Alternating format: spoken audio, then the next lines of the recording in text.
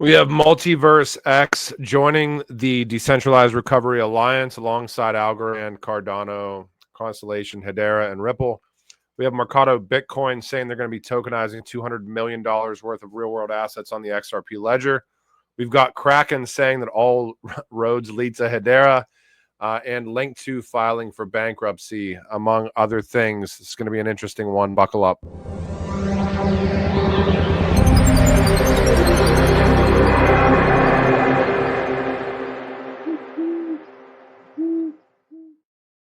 I want to start with this, and yeah, I guess I apologize for being a little bit, not doing as many videos as I did back in May. I'll try to be as consistent as I can. I can't make any promises. Like, I basically spent the last 2 weeks for the first time since I was probably 13 years old, actually totally getting off of like nicotine. So for those of you guys that have commented in here, why do you have a chew in your mouth? You won't have to comment that anymore. No chew, no cigarettes, no nothing. Cold turkey all the way. So yeah, there's that. MultiversX joined the DeRec Alliance. This came out today to advance decentralized recovery standards. Some of you guys may have seen, obviously, the Decentralized Recovery Alliance, kind of the seminal work of Dr. Lehman Baird out of the Hedera ecosystem. The DeRec Alliance, founded alongside Algorand Foundation. Since then, we've seen a lot of different members join. Too many that I'm not even going to be able to get to mention during this video. However, as far as layer ones are concerned, Algorand, IOHK and Cardano, Constellation, Hedera, Ripple, MultiversX is a layer one. Casper joined the DeRec Alliance, or Casper Association. Casper Labs is now Prove AI, which has merged into Hedera at this point. But Casper Association, I think, had joined DeRec Alliance. So MultiversX joining DeRec Alliance to advance decentralized recovery standards. I will say, I hope that we see kind of the rollout of what, a version 1 of DeRec looks like. I know that the initiative was announced a couple of years ago. Members have been joining. I know that there are consistent meetings and a lot of kind of development work going into kind of an application that utilizes the DeRec protocol. Haven't seen anything go live yet, so hopefully we get to see something soon. But Multiverse joining the DeRec Alliance alongside the member groups that I mentioned. You can see down here as well. You go Genfinity.io and check out the full article. MultiversX made secure decentralized infrastructure a top priority. Its L1 network combining adaptive state sharding with secure proof of stake, et cetera, et cetera. According to Lucien Minsu, probably mispronounced, apologize. MultiversX CIO and co-founder of the project is committing to building infrastructure that is open, secure, and community-owned. That vision fits well within the DeRec Alliance's mission to reduce risk without reintroducing central points of failure. You can read more about DeRec on Genfinity as well. Mercado Bitcoin to tokenize $200 million in regulated assets on the XRP Ledger. Mercado Bitcoin plans to tokenize over $200 million in regulated assets, making one of the largest tokenization efforts in Latin America. The move aiming to expand access to digital financial products and improve liquidity in South American and European markets. Ripple is supporting the rollout, citing the XRP Ledger's reliability and institutional-grade infrastructure. Mercado Bitcoin serving over 4 million users across Brazil and Portugal, operating as a digital bank, exchange, and tokenization platform. Not even going to get into, if you guys really want to do some deep diving in some of the stuff that Brad Garlinghouse said about potentially like Ripple going for a federal banking charter. I saw that come out maybe 4 or 5 days ago, 3 or 4 days ago. That kind of on the heels of, being in compliance basically with the OCC. And if you guys aren't aware what the OCC is, the Office of the Comptroller of the Currency in the U.S., it's essentially like the regulator of all the U.S. banks. I actually did like a pretty crazy deep dive into, I think this has like been going on for a while. Garlinghouse basically stating that, they're trying to become like a bank in the U.S., Ripple. Because back in like 2020, 2021, there was these, out of the OCC, these special purpose national bank charters that they were trying to get across the line for a bunch of these fintechs. You really start doing a deep dive into that stuff, it gets really interesting. But yeah, I won't get into that much more. But Mercado Bitcoin, it's tokenized 200 million in regulated assets on the XRP Ledger. You could probably find that old deep dive somewhere.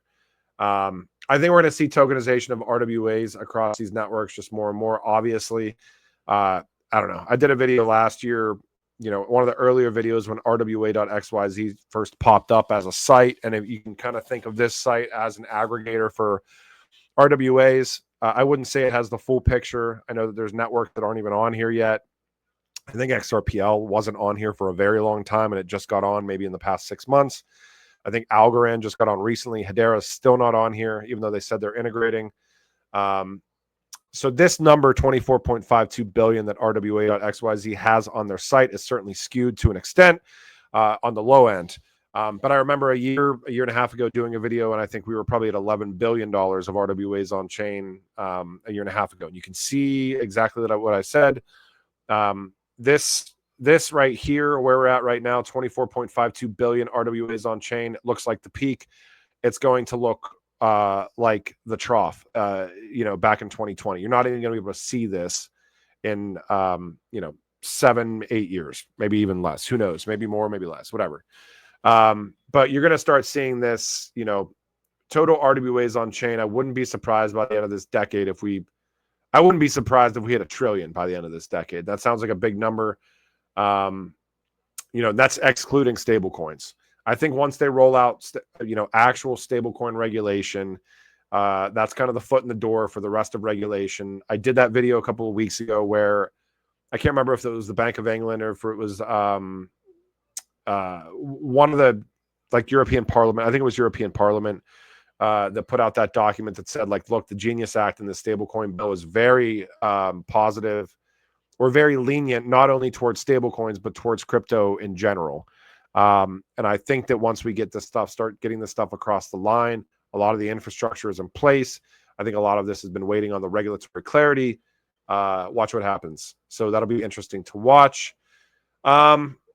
This interesting tweet, looks like Kraken is going to be listing HBAR. They followed it up with this tweet, which is all roads lead to Hedera. I put out a speculative tweet, and this, I have no basis for this at all. This is pure speculation. But some of the responses to Kraken stuff recently, kind of showcasing the governing council or Hedera council.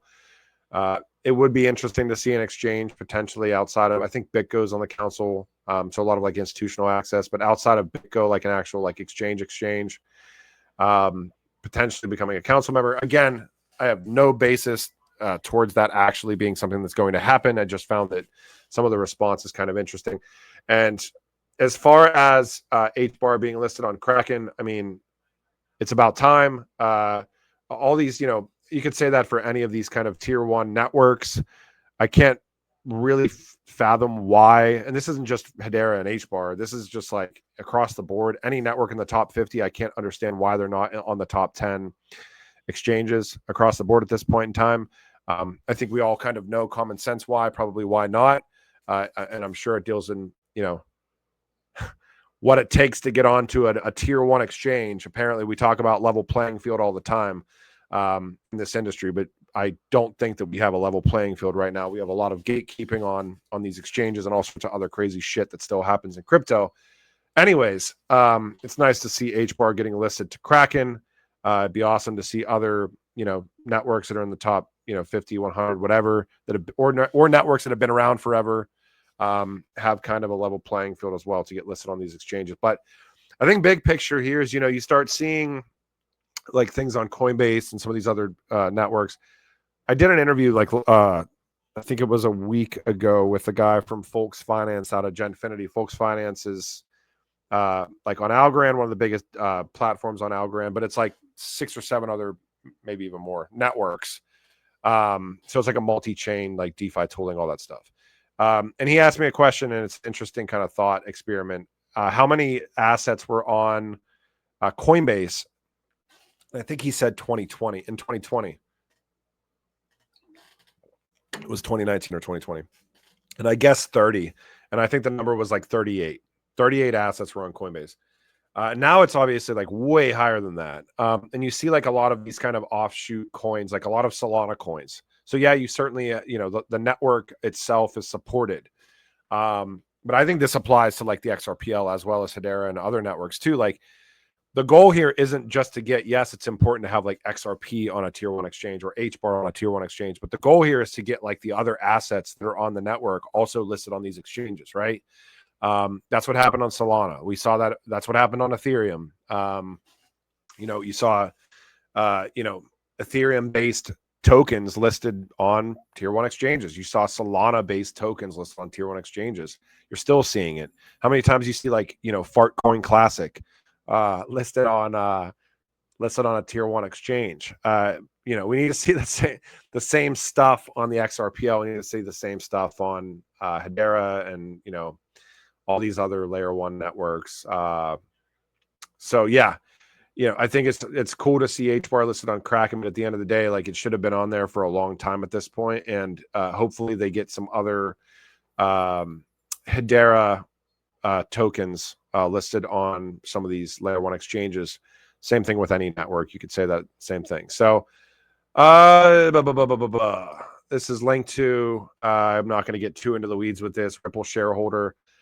Linqto files for Chapter 11 bankruptcy. This just came out today. Following months of controversy around security laws violations, with the first hearing expected on Tuesday. I would say the best person to probably follow if you have any, I don't even know what they're calling them. I never participated in Linqto, but whatever you were buying, special purpose vehicles, I think is what they were calling them. Not actual, Ripple stock or any of these company stocks, but just special purpose vehicles, or a special purpose vehicle, whatever. John Deaton's probably the guy to follow. I saw he did a Twitter space. Most of you guys, I'm sure, know who John Deaton is. You can go onto Twitter and just type in John Deaton. If you don't know who he is, I'm sure you'll find out who he is. Legend stood up for the XRP holders during the SEC debacle, and a bunch of other stuff that John's been involved in. But he's probably the guy to follow. But anyways, yeah, Linqto filed for bankruptcy. The company holds 4.7 million Ripple shares bought on the private market. Filing came soon after Ripple CEO Brad Garlinghouse clarified 4.7 million secondary Ripple shares bought, but no business relationship with the company. No precise data on the shares value. Ripple secondaries, pause, blah, blah, blah, blah, blah. Former CEO William Saris reportedly tried to offer Ripple shares to Linqto's 11,000 users at a 60% markup over what was paid, violating the prohibition on markups above 10% by the U.S. Securities and Exchange Commission, and a lot of what it looks like not accredited investors thinking that they were also buying Ripple shares. That's all I'm going to say about that. Won't get into the weeds. Not going to sling mud. Certainly not going to do it from a glass house. Nobody in this industry has made the right decision every time in any situation ever, and without knowing all the facts. Talking shit, which other people do as a low-hanging, I think across the board in this industry as kind of low-hanging fruit. Just not going to go down that path. I will say I hope that those that invested in Linqto, whatever they were thinking that they were buying, at least to get their money back. And that's all I'll say about that. So, yeah, I mean, I think RWA.xyz, it'd be great to see all the integrations with other networks on here to actually get an accurate statistic. You can look at a site like this, essentially like CoinDesk or not CoinDesk, CoinGecko, CoinMarketCap, that also aren't totally, up to date, but this is kind of like an aggregator, whereas those are kind of like price aggregators for different digital assets. This is kind of like an RWA aggregator for all ecosystems. I'm sure there's other sites out there that are doing something very similar. I'm sure like Santiment probably does something very similar. I'm curious what this real number is. If I had to guess, if it hasn't already, if I would guess that all of crypto combined is probably somewhere over 50 billion is the actual number of total RWAs on chain, because we know that there's exclusions. That might be high, that might be a little low. Anyways, yeah, this market's been boring recently. I don't know about you guys. I mean, burnout is a very real thing in this industry when you've been here for a while. I'm hoping stuff starts to happen. I'm hoping that, crypto's total market cap can start battling all-time highs right around 3.7 trillion. You know, we're looking at kind of this base here that we need to hold of 3 trillion. Certainly don't want to break below that, or else shit will get real hairy real quick, I'm assuming. Same thing with Bitcoin. Bitcoin kind of battling all-time high. Hopefully we can get above 112.4 or whatever the, you know, whatever the definitive number is there, and hold everything else as support. I did see this, and this is like, just goes to show, kind of in the same vein as like, look, it's great to see HBAR on Kraken, or it's great to see XRP on tier 1 exchange. It's great to see XDC or whatever your, you know, network of choice is, getting listed on a tier 1. But at the end of the day, like, you know, we need to see other ecosystem assets listed on these exchanges as well. You know, not just like the you know, Mexi, which is kind of like the low hanging fruit. We need to see like Kraken and Coinbase, and we need to see those types of listings for like XRPL based assets that, you know, in addition to XRP, like other assets on the XRPL, or other assets on Hedera, or other assets on, pick a network that has integration on, you know, tier 1 exchanges. But this is kind of in the same vein. Solana meme coin launchpad. I mean, this is why, like, I know that a lot of people kind of have this viewpoint that we're right on the cusp of this utility bull run, and maybe we are, but there sure is a lot of like just float, which I think is a lot of the pain point for why we don't see, you know, the $7 to $10 trillion market cap that maybe we expect to see right now. It's why we don't see, you know, a $10 or a $15 XRP or whatever other, you know, whatever price for whatever, you know, asset. It's because there's so much that's diluting out like utility from other assets. And most people in crypto still today in 2025 are looking for the next shiny thing. Most of the liquidity is recycled liquidity between ecosystems. And I think that, like, hey, I mean, there's going to be people that definitely get rich from a pump fund token sale. You know, and I think maybe there's an airdrop with this too, but there's way more people are going to get wrecked trying to catch something like this than are going to actually make money on something like this. And it's interesting that they're launching a token on the back end of kind of the trouble and the, you know, the Twitter site going down and all the other stuff happening. It's just like par for the course for seeing the same old across crypto. But anyways, MultiversX joining DeRec. It'll be, hopefully we get to see some sort of a protocol, you know, user testing roll out for DeRec this year. I don't know. I have no idea if that's going to happen or not, but I'm hoping that we get to see something like that. But again, it's still cool to see another layer 1 joining an open standard among a lot of kind of industry OGs and powerhouses. Mercado Bitcoin, another 200 million on XRP Ledger, which is awesome. Linqto filing for bankruptcy, so hopefully anybody that's involved with that can get some money back. And yeah, that being said, we have a couple podcasts coming out this week. So make sure you go and check that out on Genfinity IO. Apologies for not being here for a couple of weeks, but again, trying to take care of like the physical and mental health stuff. So I'm always going to try to put that first now. So like, and honestly, like if I can't find content, like deep divey content, or if I don't feel like making a video because I don't feel like the content that came out today that isn't deep divey is worth it and justified to make a video, I'm just probably not going to do it. So anyways, oh yeah, Thursday there's going to be a cross-chain wallet space. So I know we haven't announced it yet, but it's going to be Joey Wallet, I believe, from XRPL. So like the First Ledger and XRP Cafe guys. I think Para Wallet from Algorand. I think Hashpack from Hedera. I think Kabila from Hedera. And I think Quincy from XDC Network is also going to join to talk about his wallet that he's building. You can go to Genfinity IO, and I'll probably be pushing out the tweet on there probably today before the end of the day. So hope you guys enjoyed this video, and I will talk to you when I talk to you. Thanks. Bye.